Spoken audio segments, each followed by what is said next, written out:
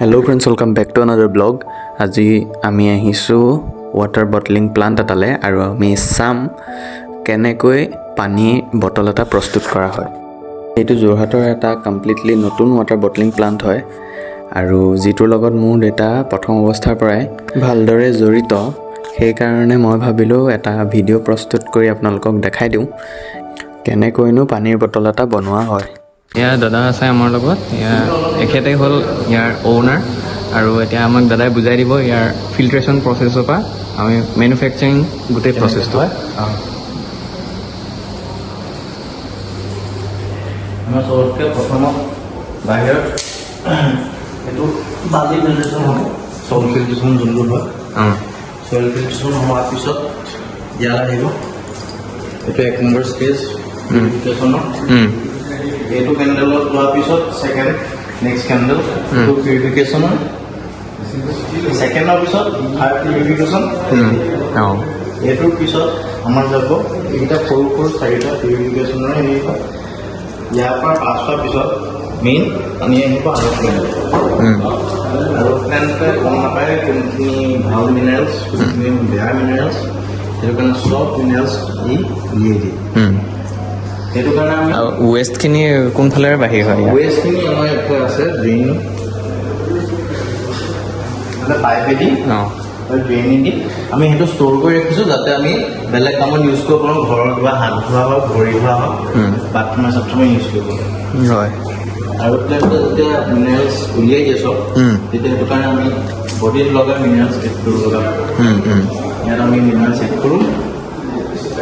Add কৰাৰ পিছত এইটো আমাৰ প্ৰথম ষ্ট'ৰেজ টেংকি, যোনটোত আমি চাব লাগিব চব কেমিকেলছ আপোনালোকৰ চব ঠিকেই আছেনে নাই, বডিৰ কাৰণে হেৰি আছেনে নাই, বেক্টেৰিয়া চব ইয়াৰ পৰা টেষ্ট কৰা হয়। আৰু ইয়াত হেৰি থকাৰ পিছত এইটো নেক্সট এইটো পিউৰিফিকেশ্যন, ইয়াতো পিউৰিফাই হৈ পেলাই এইটো UV লাগে, মানে বেক্টেৰিয়া মৰা, বেক্টেৰিয়া হৈ যায় পানীত। সেইটো কাৰণে UV ৰখা হৈছে। ইয়াত আহে UV হেৰি হৈ পেলাই মেইন হেৰি ইয়াৰ পৰা পানী আমাৰ বটলত যোৱা হয়। এইটো অজনাইজ এটা লগাই থোৱা আছে, যোনটো ওজন দিয়ে, অক্সিজেন দিয়ে। সেইটো হেৰি হোৱাৰ পিছত আমি বটল ফিল্ট্ৰেশ্যনলৈ আগবাঢ়ো।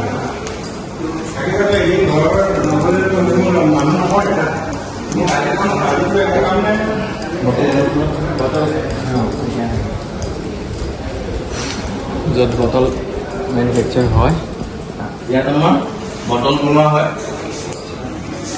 বটল আহে এনেকুৱা পি ফৰ্ম নিচিনা, পি ফৰ্ম বুলি কয় এইকেইটা। হয়। ইয়াৰ ভাবিছে এইটো ইয়াত এনেকৈ সোমোৱাই ইয়াক টেম্পাৰেচাৰ ছেট কৰি ইয়াৰ হেৰি মতে ভিতৰ মতে ইয়াক টেম্পাৰেচাৰ ছেট কৰিব লাগে। ই বস্তুটো কোমলি আহে, কোমলি অহাৰ পিছত ইয়াক হেৰি কৰি ইয়াত ডাই লগাই থোৱা আছে চাইজ মতে লগাই থোৱা আছে। সেইটো হোৱাৰ পিছত নিজে অট'মেটিকলি তলৰ পৰা বটল বনি ওলাই আহিব। সেইটো হ'ব। আৰু এইখিনি কিছুমান চেম্পল ইয়াত 750 ml আৰু নেক্সট আমাৰ বটল ফিল্টাৰেশ্যন। ইয়াত বটল ভৰাই দিয়া হয়, ইয়াত এজন মেম্বাৰ লাগে, বাকীটো চব অট'মেটিক হয়। ইয়াত বটল ভৰাব লাগে। ই ভেকুৱাম আছে ইয়াত, ভেকুৱামে ইয়াক টানি পেলাই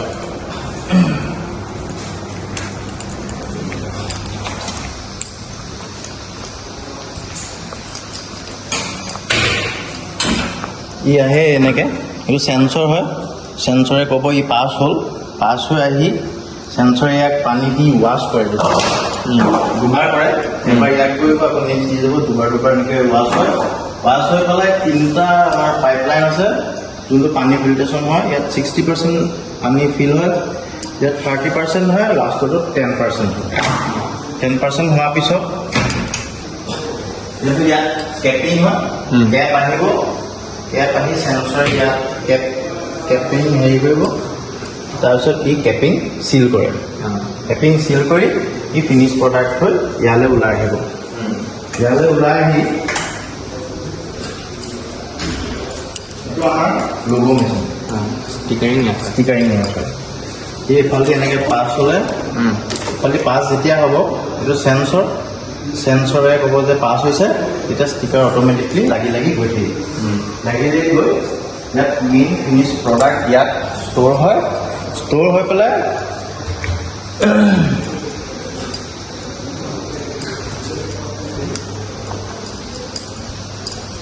ইয়াত ৰখা হয় বটল। এনেকৈ ধৰণে 24টা 12টা যেনেকৈ পেকিং হয় বটল, তেনেকৈ পেক হয়।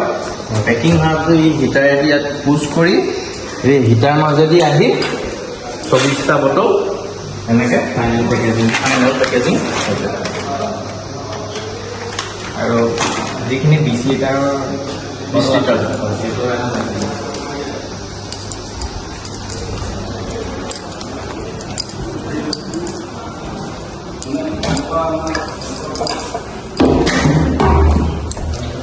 লিটাৰ জাৰ আমাৰ প্ৰথম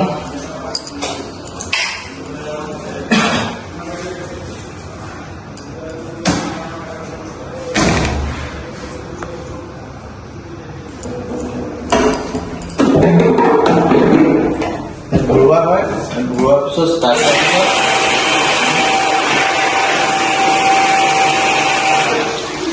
ৱাচিং কৰা গৰম পানী ইউজ কৰা গৰম পানী দি যাতে আমি এইটো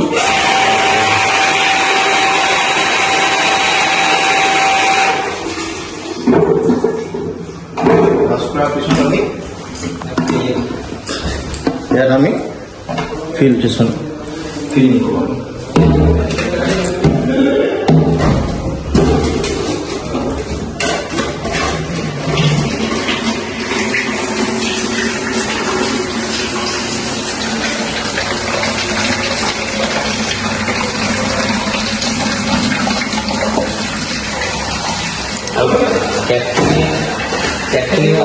কেটখিনি হাতেদি মৰা হয়।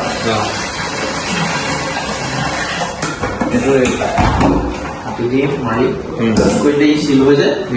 তুমি এনেকৈ টানটো খুলিব নোৱাৰা, ইয়াৰে ফালি গৈ দিব।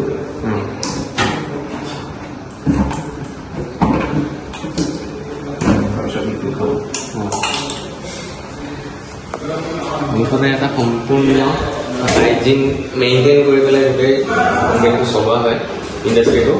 আৰু ইয়াত ঘামি গৈছোগৈ দেখিছে, কাৰণ ঘমাৰ এটাই কাৰণ ইয়াত বতাহো আহিব নোৱাৰাকৈ ইমানটো মানে হাইজিন মেইনটেইন কৰি পেলাই এইবোৰ ৰখা হৈছে।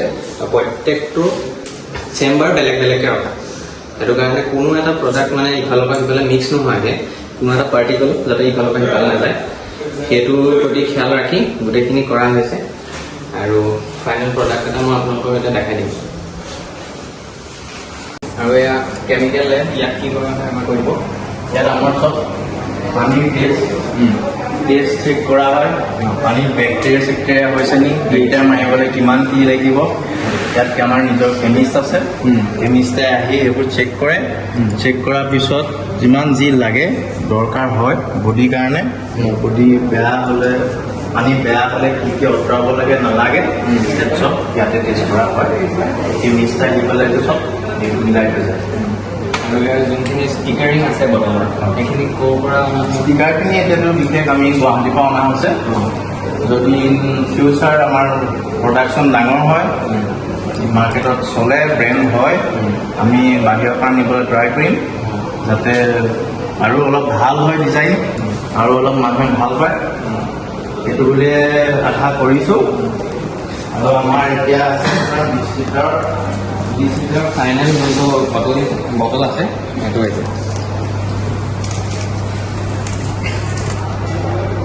আমি ইন ফিউচাৰ প্লেনিং কৰি আছোঁ, কাপোৰতো আমাৰ নাম থাকিব আহিছোঁ। আৰু ইয়াত এতিয়া বৰ্তমান কিমান এমপ্লয়ী ইয়াৰ লগত জড়িত? ইয়াত কমেও 5-6জনমান এমপ্লয়ী আছে, আৰু ইন ফিউচাৰ যদি এক্সপাণ্ড হয় তেতিয়া আৰু 4-5জন দৰকাৰ হ'ব। মই ভাবোঁ যে এনেকৈ বহুত মানুহৰ জীৱিকা এটা ওলাই হয় এতিয়া ওলায়, মানে বহুত মানুহ এনেই থাকে ধৰক। ডিষ্ট্ৰিবিউট কৰাটো এতিয়া হোৱা নাই। ডিষ্ট্ৰিবিউট কৰাটো আজি অপেনিং হৈছে, কাইলৈ পৰা প্ৰডাকশ্যন ষ্টাৰ্ট হ'ব। প্ৰডাকশ্যন ষ্টাৰ্ট হোৱাৰ পিছৰ পৰা 2-3 ভিতৰত আমি ডিষ্ট্ৰিবিউশ্যন ষ্টাৰ্ট কৰিম। ঠিক আছে, আজি এইখিনিয়ে জানিব লগা হয়।